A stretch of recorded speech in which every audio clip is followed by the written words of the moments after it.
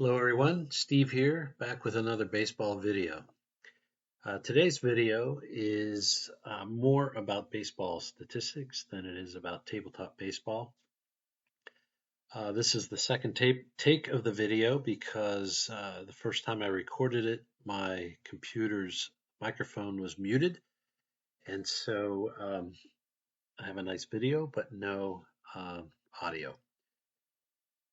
In any case, it gave me an opportunity to fix a couple typos on the slides, so I'm actually happy about that. So the topic is runs produced and related metrics. And this is not an MVP debate, but I do have the two leading candidates for the 2025 American League MVP. And as we know, Aaron Judge was given MVP. And you see their statistics on the right.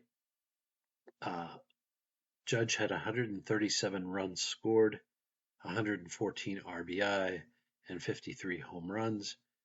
And Cal Raleigh had 110 runs scored, 125 RBI, and 60 home runs. And the numbers in green are the league leading amounts or figures for those statistics. So with that, I'm going to jump into the main topic.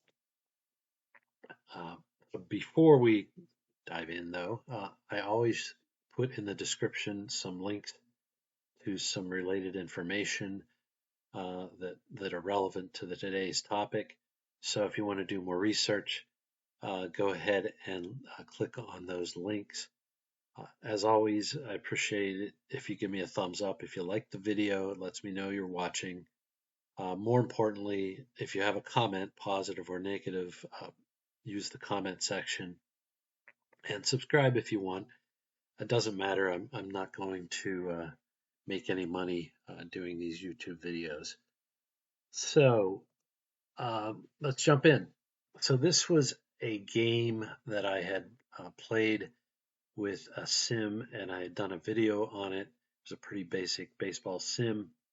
And I'm going to talk about the Dodgers here. So the first inning, Dodgers, Davey Lopes led off with a double. And then after a flyout, Smith hit a single and drove Lopes to third. And then Ron Say hit a single and Lopes scored. And the Dodgers lead 1-0. So let's jump ahead to the fourth inning. Steve Garvey hits a solo home run, and the Dodgers lead 2-1 at that point. So the question is, how many runs have scored? Well, obviously 2 runs have scored. Lopes scored and Garvey scored. How many RBI were credited? Well, there are 2. Ron Say got an RBI and Garvey got an RBI for the home run that he hit. So when I'm looking at baseball statistics, I tend to season statistics. I tend to add home runs and RBIs together and see what that total is as a way to assess a player's performance.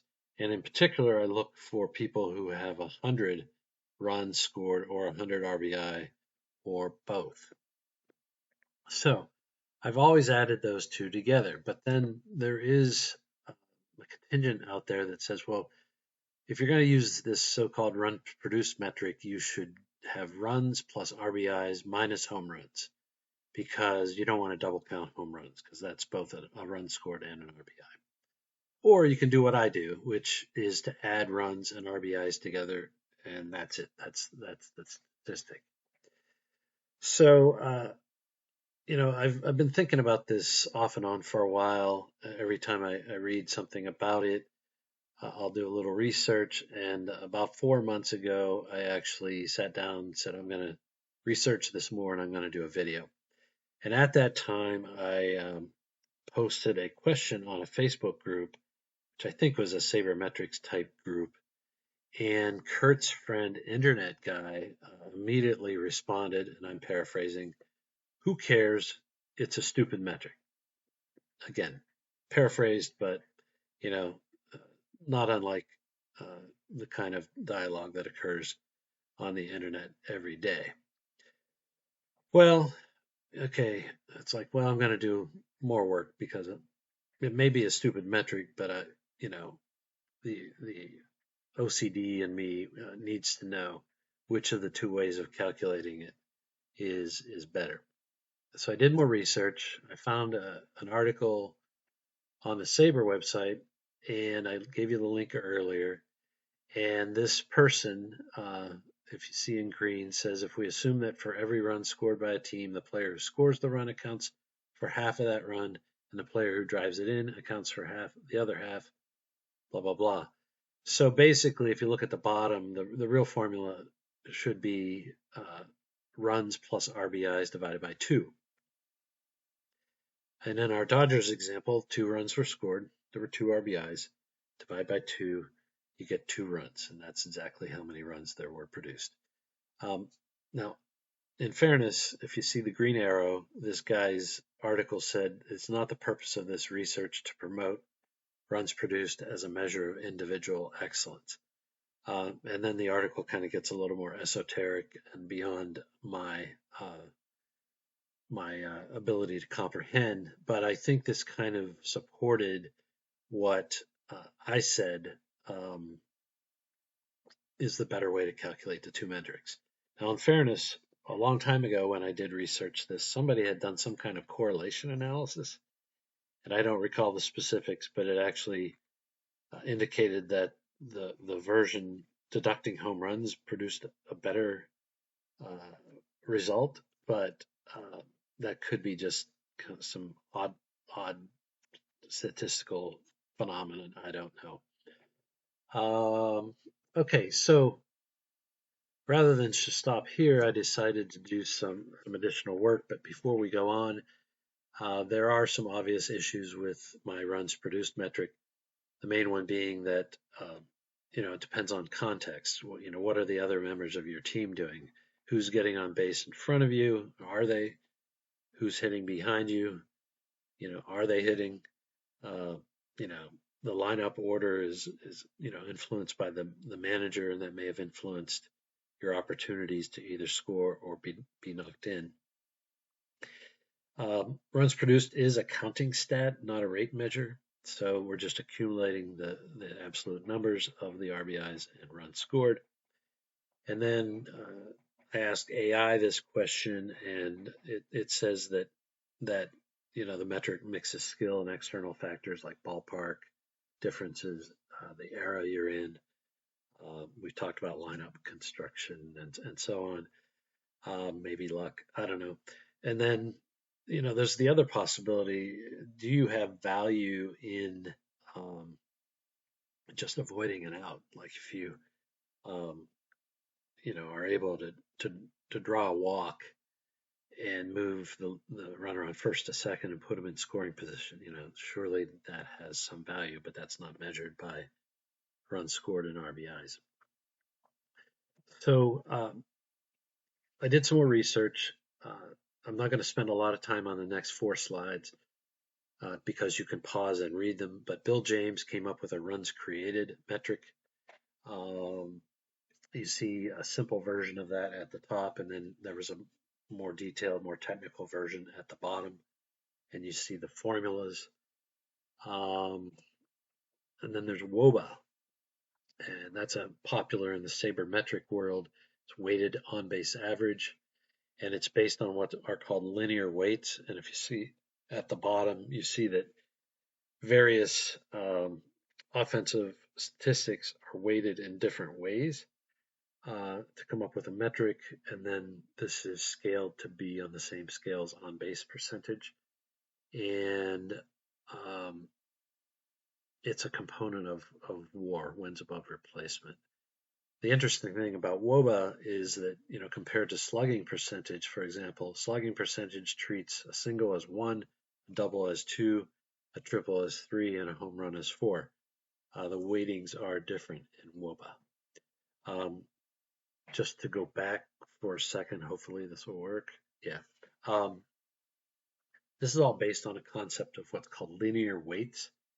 And basically, I think that has to do with expected run values. There's a matrix that's involved that is a matrix of out and on base situations and what are the expected runs to be scored in each of those situations. You can do some more research. There's also on Baseball Reference a stat called Rbat, and it's kind of based on wOBA, but you can see here and you can stop and read the differences. But one of the main things they do is they move the base running data out of wOBA and move it over to a running statistic that's separate from Rbat, but still a component of WAR. In my research, I found another measure called NERP, New Estimated Runs Produced, and it was in the context of a stratomatic website, and it was just a way for people to calculate, an offensive production statistic, giving credit for things like total bases and walks and hits, and stolen bases, and deducting for caught stealings and grounding into double plays. So there's a lot of numbers here, but I pulled this all together in a table. Above the line are kind of the statistics we're familiar with: runs scored, RBI, sum of those two, home runs, and then the adjusted runs produced metric. And in this entire slide, the league leaders are in bold. The black ones are the kind of the raw statistics, and you see that Judge had the most runs scored in the American League. Ohtani had the most runs scored in the National League. Cal Raleigh had the most RBIs in the American League. Kyle Schwarber had the most RBIs in the National League. And then if you do the metrics where you sum the runs and RBIs or do that and subtract home runs, either way, Judge and Ohtani were the league leaders in those metrics. So I've accumulated a bunch of metrics at the bottom. OPS, I think you know about, and Judge and Ohtani led their respective leagues in those statistics, and they were actually 1-2 in those statistics. Bill James runs created, basic and technical. Again, Judge and Ohtani were the league leaders in those by a fair margin. I had to calculate those, so apologies if I did any calculations wrong. Rbat from Baseball Reference has Judge and Ohtani 1 and 2, and Judge ahead by quite a bit.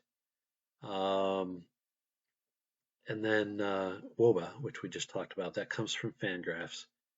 And again, Judge and Ohtani were ahead on that scale. And then that NERP statistic, the same answer, Judge and Ohtani. I do have a little asterisk here because these five guys were chosen because they're the five guys in 2025 who had 100 or more runs scored and 100 or more RBIs. And that's how I picked the five guys. Interestingly, a guy who did not make this list but was third overall in wOBA and OPS was George Springer from Toronto. So I just find that kind of interesting. I don't know if I'm going overboard here or not, but this would tend to say that my simple runs plus RBI is not necessarily a stupid metric, as our internet friend had indicated. Is it the best metric? No. I'm a believer in things like wOBA, and therefore Rbat, just as probably more indicative metrics, more objective metrics in terms of offensive production. But there you have it. As I mentioned, I started on this project about 4 or 5 months ago, and when I did, I was using 2024 data because the season wasn't over yet for 2025.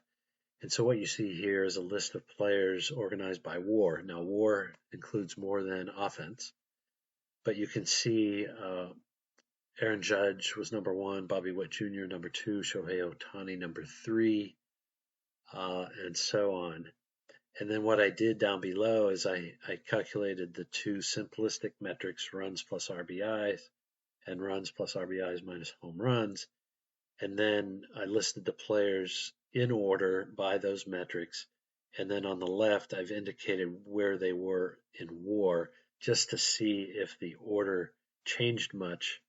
And they did a bit. Juan Soto moved up quite a bit using either one of these metrics. Bobby Witt Jr. moved down slightly. Jose Ramirez from Cleveland moved up a lot, and so on. So just kind of interesting way of looking at the stats. I don't want to belabor this anymore. Hope you found it interesting. Again, comment if you have any thoughts at all. Thanks again. Bye.